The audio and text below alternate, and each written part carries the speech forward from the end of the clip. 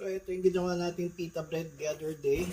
Ayan, dadaan natin sa apoy para mabuhay ulit yung pita bread natin. Tsaka natin gagawing tawag dito, wrap or ayan, okay na to.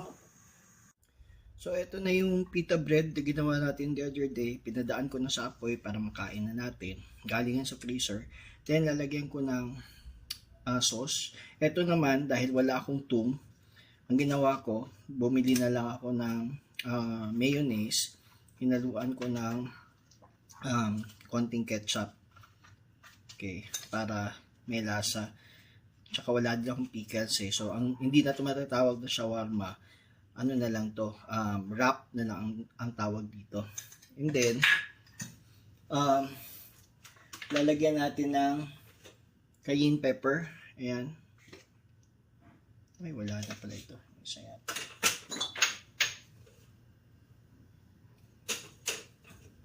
Cayenne pepper. Lagyan natin ang cayenne pepper para mas masarap.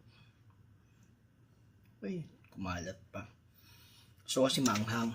So, anyway. Then, bumili ako ng lechon manok.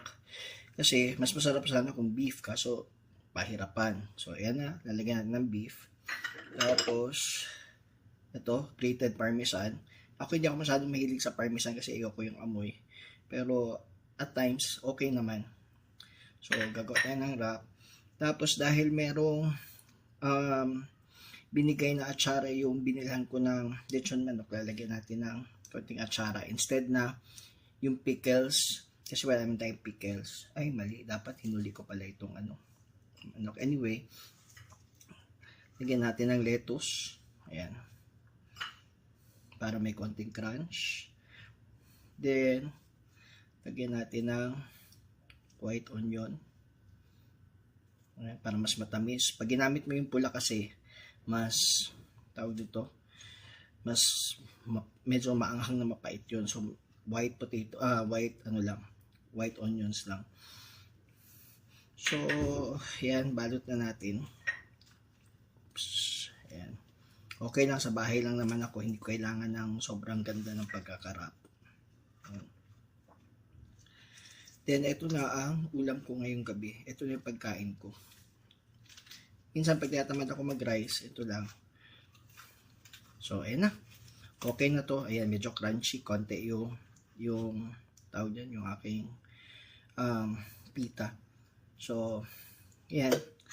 Dagdagan na lang natin ng more mayo. Mas masarap sana to kung may tум, kaso wala akong tum eh. So, hindi ko siya matatawag na shawarma.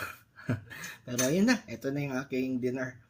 Minsan, diba, nakakabwisit din kasi pag kumakain tayo sa labas ng shawarma or whatever na meron na tawag nito, yung a sandwich wrap bang tawag na dito. Tapos, hindi malaman, tapos mas marami pa yung mga abubot at saka yung packaging. So, it's best pag gumawa ka sa bahay. So, yun na.